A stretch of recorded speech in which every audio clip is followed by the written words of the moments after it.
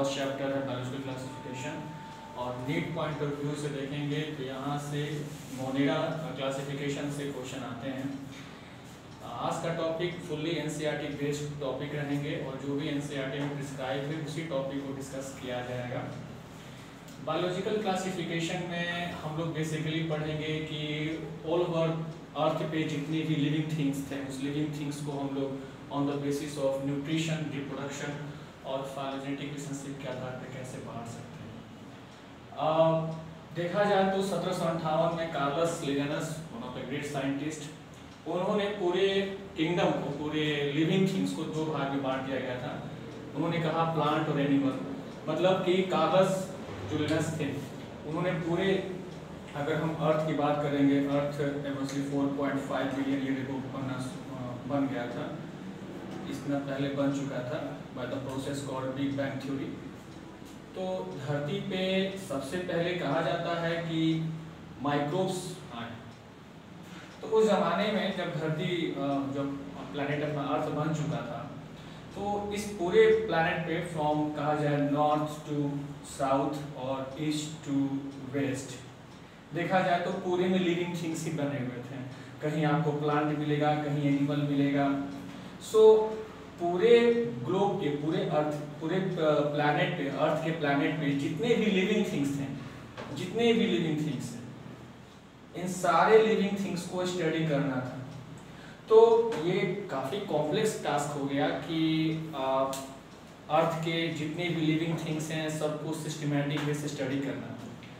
क्योंकि सब बायोलॉजी में ही आते हैं। लिविंग थिंग्स कहने के मतलब जिसके अंदर लाइफ हो, तो जो भी जिसके अंदर लाइफ होगा तो वो तो लिविंग थिंग्स के कैटेगरी में आएगा।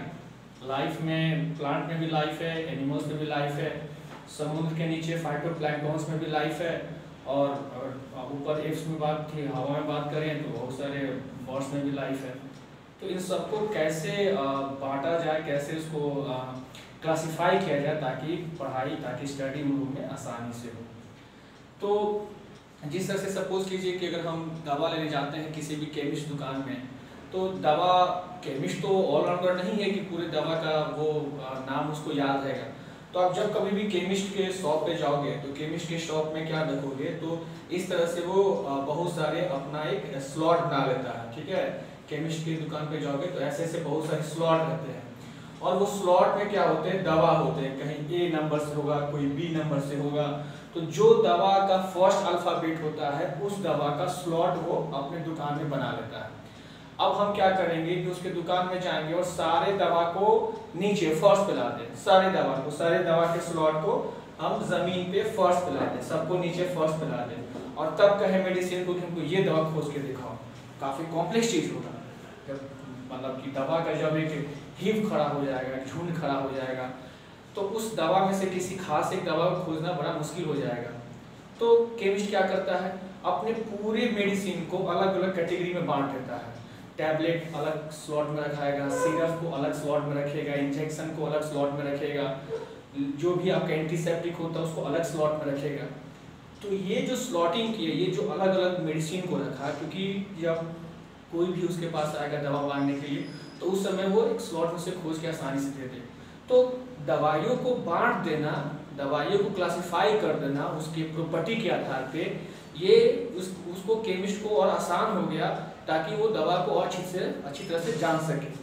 आर.एच. व्हिटेकर साहब ने भी यही काम किया था। आर.एच. व्हिटेकर साहब ने क्या किया था कि धरती पे जितने भी लिविंग थिंग्स हैं उनको 5 किंगडम में बांट दिया था। बट क्या आर.एच. व्हिटेकर ही पहले पर्सन थे जो क्लासिफिकेशन, बायोलॉजिकल क्लासिफिकेशन दिए थे? तो नहीं। आर.एच. व्हिटेकर से पहले भी बहुत सारे साइंटिस्ट आए जो अपना अपना राय, अपना अपना थिंक दिए। जैसे कि कार्लस साहब ने आए, कार्लस साहब ने कहा कि धरती पे दो ही तरह के लाइफ एग्जिस्ट कर सकता है, एक तो प्लांट, दूसरा एनिमल। कार्लस साहब के अनुसार धरती पे दो ही तरह के एनिमल रह सकते, दो ही तरह के किंगडम थे, एक प्लांट और एनिमल। और उन्होंने बहुत आसानी से डिफरेंशिएट भी किया कि प्लांट जो होता है उसके पास ग्रीन लीव्स होगा, क्लोरोप्लास्ट होगा, फोटोसिंथेसिस करेगा, मूवमेंट उसमें नहीं होती है। प्लांट में मूवमेंट होती है बट लोकोमोशन नहीं होती है। तो जो ऑर्गेनिज्म एक ही जगह पे अस्थायी हो, उसके अंदर न्यूट्रिशन वो अपना फोटोसिंथेसिस कर सके, ऑटोट्रॉपी कर सके, और वो ग्रीन लीव्स हो, वो उसके पास क्लोरोप्लास्टा हो, तो ये सारी प्रॉपर्टी जो है प्लांट को अलग कर रही थी। तो एक किंगडम हो गया प्लांट, दूसरा किंगडम हो गया एनिमल। एनिमल की प्रॉपर्टी हम सब जानते हैं कि एनिमल एनर्जी के नीड में लोकोमोट कर सकता है। सबसे बड़ी प्रॉपर्टी यही है कि वो लोकोमोशन कर सकता है और फूड के लिए किसी पे डिराइव है। तो एनिमल्स में हम लोग आ गए, बट समय बीता, और भी बहुत सारे ऑर्गेनिज्म थे जो एग्जिस्ट कर रहे थे, बट उस समय हम लोग को साइंस के पॉइंट ऑफ व्यू से वो नहीं आया था। फिर 1969 में आर.एच.बी. टेकर साहब ने आया और उन्होंने 5 किंगडम दिया, मतलब पूरे प्लैनेट के जितने भी लिविंग थिंग्स थे, जीवित प्राणी थे, उन सबको 5 किंगडम में बांट दिया गया। सबसे पहला किंगडम था उनका मोनेरा। अब मोनेरा का मतलब हुआ बैक्टीरिया, ठीक है। बैक्टीरिया तो हम लोग डिस्कस करेंगे किंगडम मोनेरा के बारे में, और हम लोग पढ़ेंगे कि बैक्टीरिया कैसे आया धरती पे, कब आया, कौन उसको खोजा, सबसे पहले किसने खोजा। और ये काफ़ी इंटरेस्टिंग होगा बैक्टीरिया के बारे में पढ़ने के लिए कि जब भी इवोल्यूशन हुआ होगा, तब जब भी हमारा प्लैनेट बना था, कहने का मतलब कि जब हम लोग का धरती बना था आज से 4000 करोड़ साल पहले, तो उस समय सिर्फ बैक्टीरिया ही सर्वाइव कर सकता था। तो ऐसा क्या बैक्टीरिया में है कि वो हार्श क्लाइमेट में 70 से 75 डिग्री टेम्परेचर में सर्वाइव कर सकता है, थर्मोफिलस। ऐसे बैक्टीरिया में ऐसी क्या खास बात है कि बैक्टीरिया जो है कॉस्मोपॉलिटन है, हर जगह है। सो बैक्टीरिया के बारे में हम लोग डिस्कस करेंगे। नेक्स्ट, बैक्टीरिया से एडवांस नया किंगडम आया जिसका नाम था प्रोटोजोआ।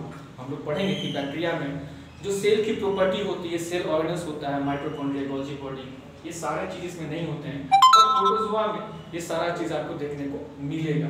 प्रोटोजोआ में हम लोग अमीबा के बारे में पढ़ेंगे, यूग्लिना के बारे में पढ़ेंगे, स्लाइमोर्स के बारे में पढ़ेंगे, कुछ पैरासिट प्रोटोजोआंस के बारे में पढ़ेंगे। उसके बाद फंजाई।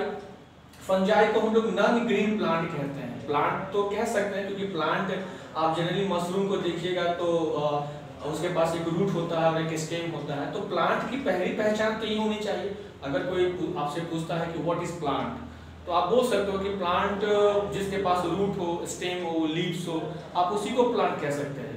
तो फंजाई के पास सब चीज था, रूट था, स्टेम था, लीव्स था, बट प्लांट की सबसे मेन जो प्रॉपर्टी थी फोटोसिंथेसिस, वो नहीं था इसके में। अगर प्लांट है तो फोटोसिंथेसिस वो करेगा। तो प्लांट की ये प्रॉपर्टी इसके में नहीं थी, इसीलिए फंजाई को एक अलग किंगडम में रखा गया जिसको नॉन ग्रीन प्लांट हम कहते हैं। तो आपने देखा कि इस तरह से आर.एच.बी. टेकर साहब ने रिप्रोडक्शन के आधार पे और फाइलोजेनेटिक रिलेशनशिप के आधार पर, न्यूट्रिशन के आधार पे पूरे किंगडम को 5 हिस्सों में बांट दिया।